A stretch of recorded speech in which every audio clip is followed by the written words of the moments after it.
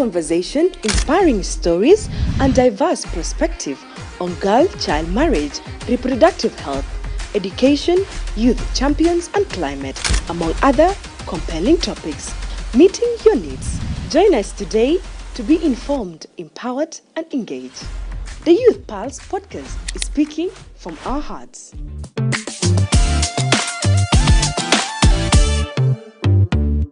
Welcome to the Youth Pulse podcast. My name is Diko Andrew, and I'm your host for this very episode. And the other episode that you miss watching, it's a Kanjeli. Just go to our YouTube channel. Even you can go to Facebook and watch the rest of the episode. But for today, we have landed ourselves into the 30th episode. And by the way, it's been a long journey. We must have for you to just be starting from 1 up to 30. But each and every time, it's an exciting one. And I do love to say thank you so much for always tuning in and looking forward for each and every episode that comes afterward. But for today, we're going to be having another topic that we also love to engage with our guests. Today, we're going to be diving into girl-child marriage.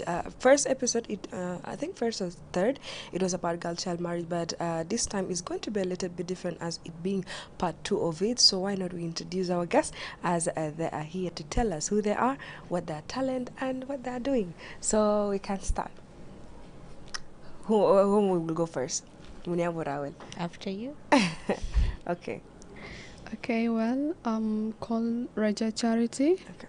I'm a girl child activist, Secretary General for GOMI, Okay. Girls on the Move Initiative. Okay. And I'm a CEO and founder of Pseudo Poetry Hub. Interesting. That's nice. And you? Big one though. And it's Steven. Okay. I'm just a believer, Okay. and I am also from the Girl Guides Association. Okay. That's what I do for a living. Okay. Simple. Interesting. And as with all the titles that you've been having, and you people are young. So with the both of them, we are going to be diving direct to our Leafy conversation, Tanna. And if you're in charge, like you are just in a position, what's the first thing you will change to prevent girl-child marriage? Or even like let's take it first, like what is child marriage means to you?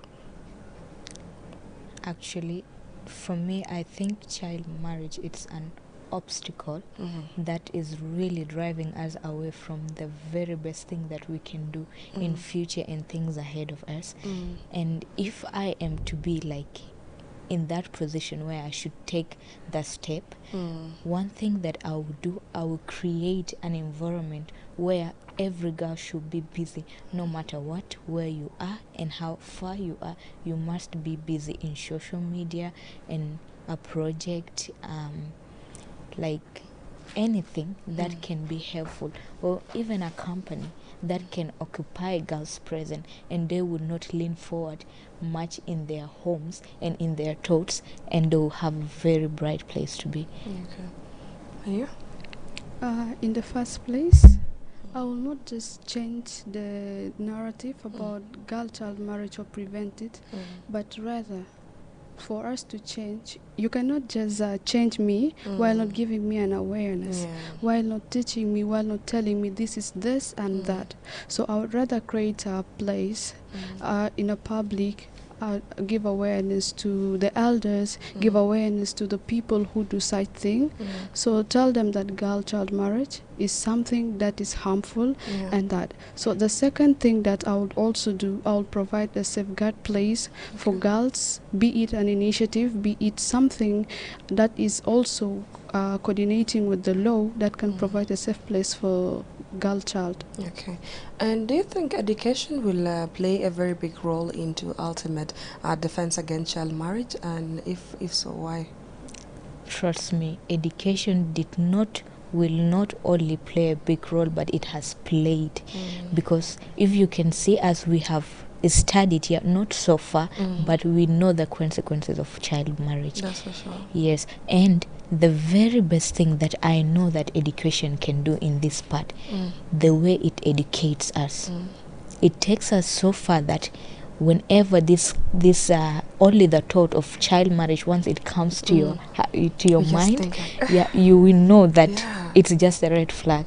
You need to just go out of it. That's for sure. This is what I can say.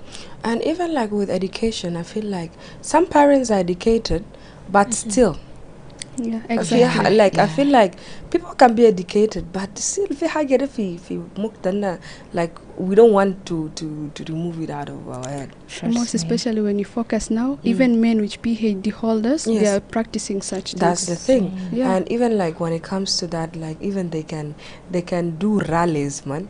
Like Yeah. like they can do rallies, who is going to pay much amount of dowry and all the thing. Yet Like a deep down, competition. yes, a competition. And you know deep down that girl is a child, like she's not even ready. And I can tell even like marriage itself, if you're not ready, or there's a certain age that someone needed to be matured about, because like yes, you can be 21, 22, but still there's that thing that you'll be missing, and it will be more of an early marriage. It can be instated into that. So I Yeah. feel like our community need to outgrown the banat first, like put them in education, let them finish school, and from there let them be there for themselves first, then someone can come into their life. I don't know, how do you guys think with it? I align with that because education is not only defense, but it has played a big role. Being given that a girl child can go to school, Yeah. when she goes and she can find other supportive people, well wishes, Yeah. she can share her thoughts with them. But when in the home, like all the communities against her, because what they look for is rituals. Yes. They look for the positive part where they can get dowries and all that, but they don't focus deep down on the girl child. Yeah. They don't focus how she feels. They don't even care about the impact what she will do in the future. That's for sure. You mentioned earlier on the thinking of child marriage, you just get shiver. Trust me. How can you tell us more, especially in your age and or the group of your age mate as well? Like what does like how do they feel about the idea of a child marriage? Actually, I saw a lot of victims.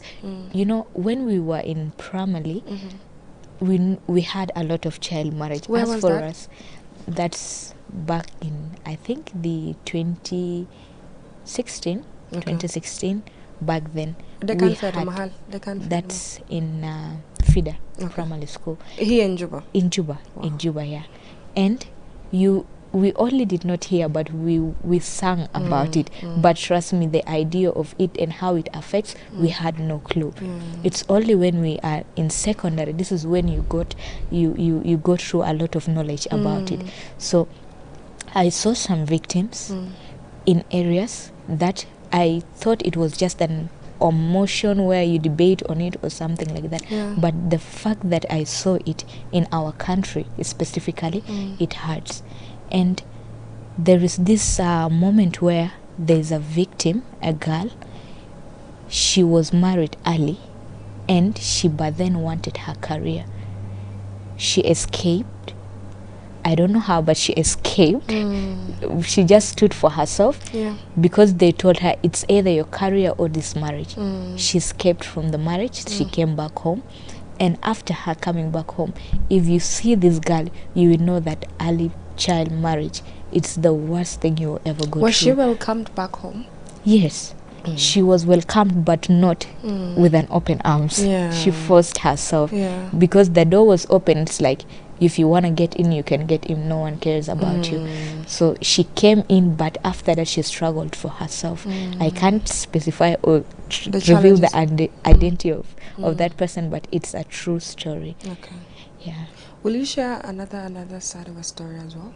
Okay, well, the idea makes me feel very bad because, in an extent, there is a certain act that happened in my area where I stay, and a certain girl was raped. Of course, it was an agreement between her mother and father for that man to come in, because the aunties have an authority where to protect the girl, but they need that thing that the man will provide for them, because it's like the man give them like, we will provide for you plots, we will provide for you anything you want, you must give us your child. Are those the real parents? It's a real. So The abuto umato. Abuto Nesia. So the man came in and raped the girl. He first called the girl. He wanted to give the girl money for breakfast. So the girl said, no, I can go without that I'm used to that. He insisted until he reached to the extent of bringing the girl inside and rape the girl. After that, the girl could not even feel herself because she's traumatized. What she told her mother was, "Mama, I feel like I'm a married woman now." The mother said, "Keep quiet. If you talk, where are we going to eat?" Imagine your own mother saying that. So she stepped out to a well-wishers and other initiatives that I could not mention, and they give her a hand, and now she's in university pursuing her second degree. It's just so sad, like such stories are happening, and we can't help because of the situation that we are having. And you can tell that how much sometimes poverty or economical situation can push such things to occur in our communities. But also at the extent end, like, what do you think culture and tradition can play in supporting to girl child marriage when it comes to culture and tradition? Because like they feel like now, for instance, you have gotten your period, which means like they have this thing in them, like you have your period, you're now a woman and you are ready to give birth. So like I feel like sometimes culture and tradition can also have an upper hand into child marriage, or even giving children out for marriage as well. Yeah, sure. Well, I can refer it to the Act, Child Act of 2008. Yeah. Chapter 2, Article 23. It states that right to protection from marriage and other negative, harmful cultural and social practices. Okay. So when we go to subsection 1, from protection from early child marriage, and I can say that in communities, other communities, till now, they are playing a great role and they are contributing to early child marriage, because it reached to an extent that girls are shifted from the city to the village, because she's already she got her period. Yeah. She has to go, because she has to go and it's time for marriage. When we reflect back to growth, when the child is already 13 years of age, she's already getting to know the house chores. She's already getting to know how to do this and that, because what the mother tells her is, you need to learn for your future purpose to handle your home. So this act of Child Act of 2008, the Juvenile Court came down and make it, and they are now taking great act in it, and they are putting it into consideration to make sure that a girl child is protected. Will you be adding something else, Anita? Actually, I can't add more because, let me say, I'm with a family, like they're educated, since like it's not something that's supposed to be private. Since I got my period, my mother has been supportive. The best part that I love, she have never ever in her day came up with an idea of marriage or something like that. So I have been in an open compound where to look in traditions and to speak about tradition, it's something that we never went through. Okay. Yeah. And how do you think early girl child marriage or early marriage could have an effect into communities? Into community? Yes. Oh my God, this is the big place where it happens. It has happened, and if I'm to speak about how it can affect the community, it's because we believe that child marriage is from a child above, from the age of 13. Yes. From the age of 13. So the girls in age of 13 in communities, they have suffered in terms that they are how do you call a peer pressure. A peer pressure. When they go through a peer pressure, this is where it actually strikes them down. This is the part in community. You can add the effects of the early child marriage on communities. The effect of the child marriage in the communities.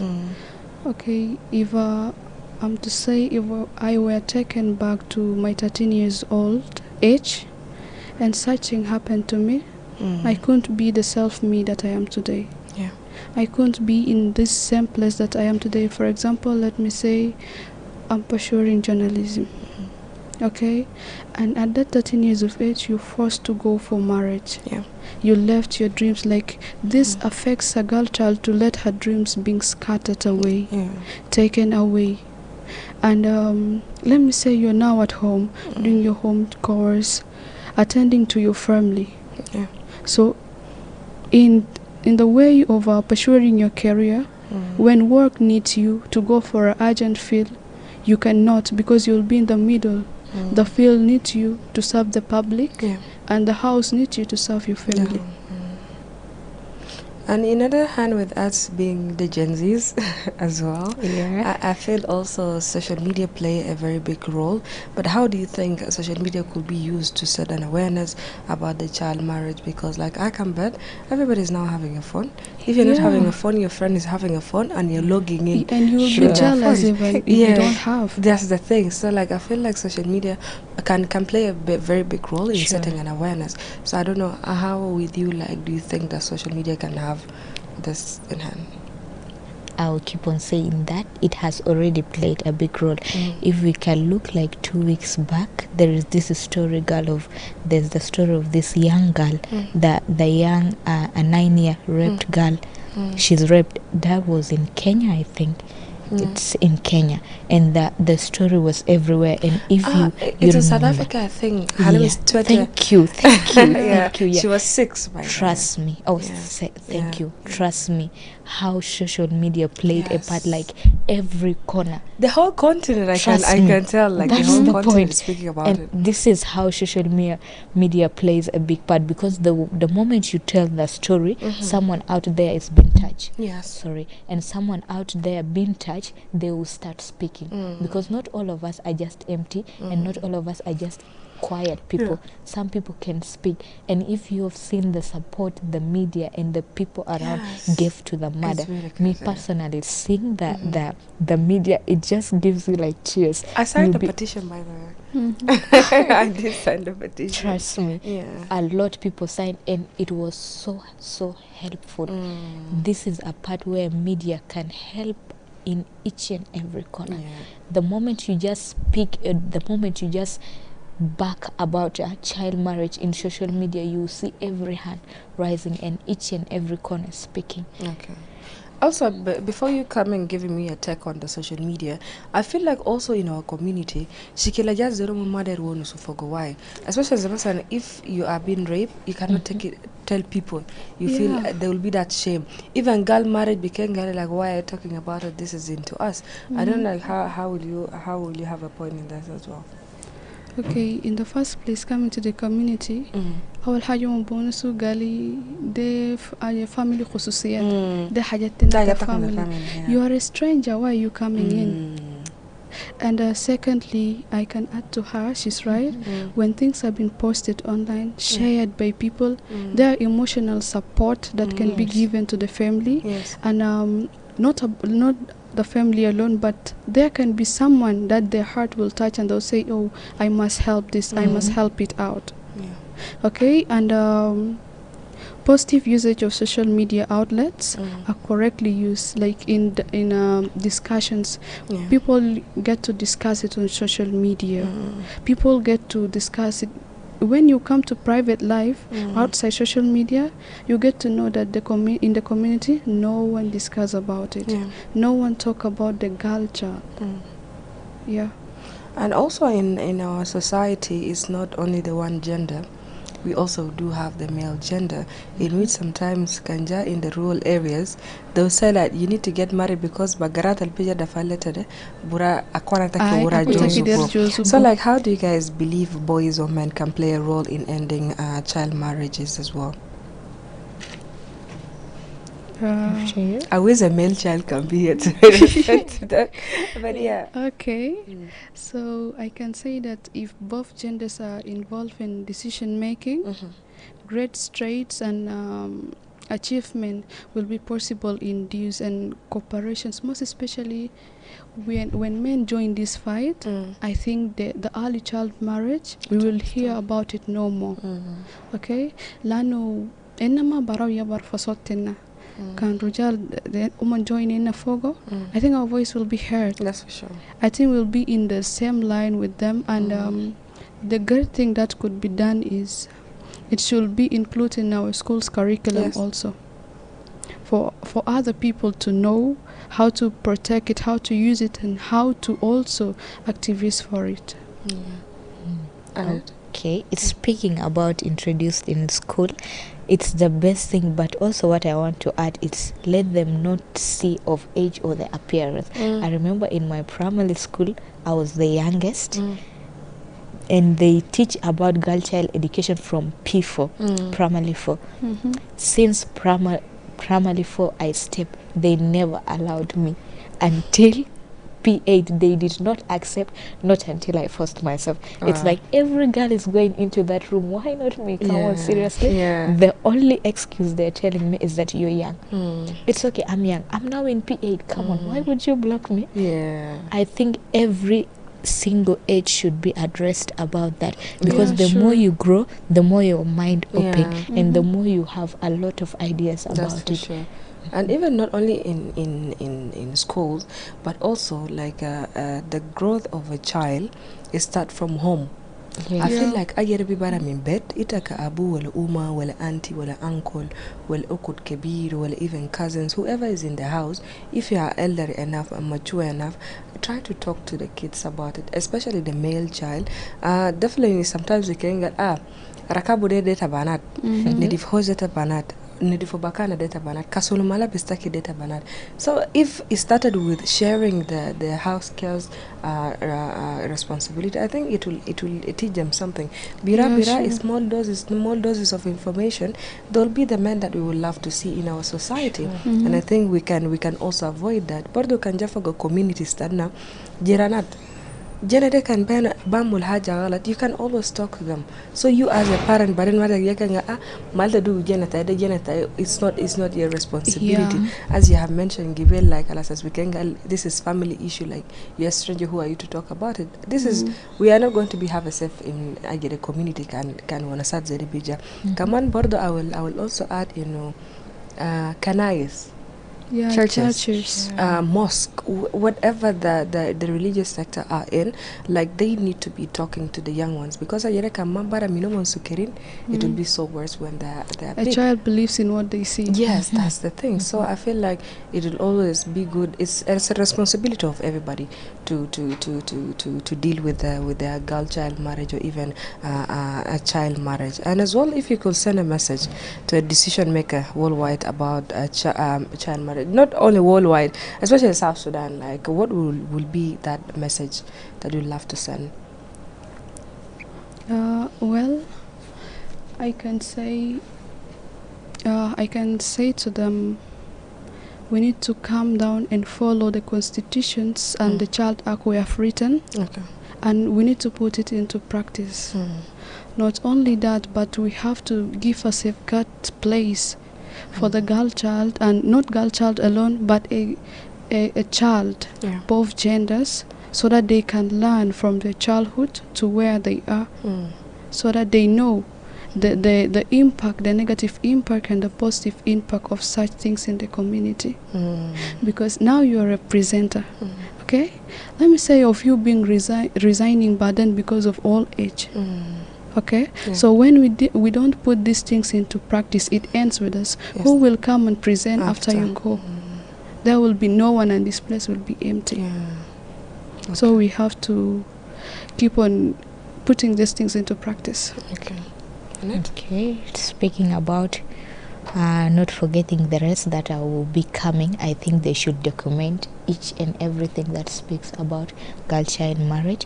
And secondly, also digital platform should be worldwide about child marriage. It helps a lot, it improves a lot, and even each and every organization that has been open, they should know they have played a big role, and they should continue doing what they are doing, because they are helping a lot of people.